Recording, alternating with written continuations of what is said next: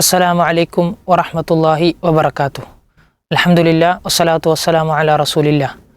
ഏറെ പ്രിയപ്പെട്ട സഹോദരങ്ങളെ, ഒരിക്കൽ റസൂലുള്ളാഹി സ്വല്ലല്ലാഹു അലൈഹി വസല്ലമ മുആദ് ഇബ്നു ജബൽ റളിയല്ലാഹു അൻഹുവിനോട് അലാ അദുല്ലുക അലാ അബ്വാബിൽ ഖൈർ എന്ന് ചോദിക്കുന്നുണ്ട്. ഒരുപാട് നന്മകൾ ഇരു ലോകത്തും നേടിയെടുക്കാൻ സാധിക്കുന്ന കവാടങ്ങൾ ഞാൻ നിനക്ക് പറഞ്ഞു തരട്ടെയോ എന്ന് ചോദിച്ച് 3 ആരാധനാകർമ്മങ്ങൾ പ്രവാചകൻ പഠിപ്പിച്ചു കൊടുക്കുകയാണ്. ഒന്നാമതായി പ്രവാചകൻ പറഞ്ഞു, അസ്സൗമു ജുന്നത്തുൻ, നോമ്പ് ഒരു പരിചയാണ്. സഹോദരങ്ങളെ, ദുനിയാവിലും ആഖിറത്തിലും ഒരുപാട് നേട്ടങ്ങൾ കൊയ്തെടുക്കാൻ സാധിക്കുന്ന ഒരു ഇബാദത്താണ് നോമ്പ് എന്നുള്ളത്.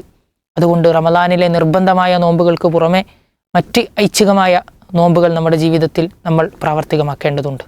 രണ്ടാമതായി റസൂലുള്ളാഹി സ്വല്ലല്ലാഹു അലൈഹി വസല്ലമ പഠിപ്പിച്ചു കൊടുത്തു, വസലാത്തുർ റജുലി മിൻ ജൗഫിൽ ലൈൽ, എല്ലാ മനുഷ്യരും ഉറങ്ങിക്കിടക്കുന്ന വേളയിൽ അർദ്ധരാത്രിയിൽ തൻ്റെ റബ്ബിന് വേണ്ടി എഴുന്നേറ്റ് നിൽക്കുന്ന ആ ഒരു മനുഷ്യൻ്റെ നിസ്കാരം എന്നുള്ളത് ഒരുപാട് ഖൈറുകൾ, ആ സമയത്തെ നിസ്കാരത്തിനും പ്രാർത്ഥനകൾക്കും അള്ളാഹു ഇരു ലോകത്തും ഒരുപാട് ഖൈറുകൾ നമുക്ക് ചൊരിഞ്ഞു തരുന്നതാണ്.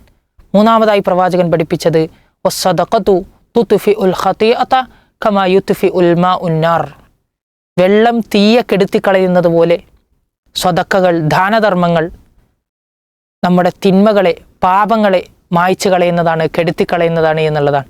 അതുകൊണ്ട് സഹോദരങ്ങളെ, ഈ 3 പ്രവാചകൻ അബുവാബുൽ ഖൈർ എന്ന് പഠിപ്പിച്ച ഈ 3 കർമ്മങ്ങൾ, ഈ 3 ആരാധനകൾ നമ്മുടെ ജീവിതത്തിൽ ധാരാളമായി കൊണ്ടുവരാൻ നമ്മൾ ശ്രദ്ധിക്കുക. അള്ളാഹു അനുഗ്രഹിക്കുമാറാകട്ടെ. വസല്ലല്ലാഹു അലാ നബിയിന മുഹമ്മദ്.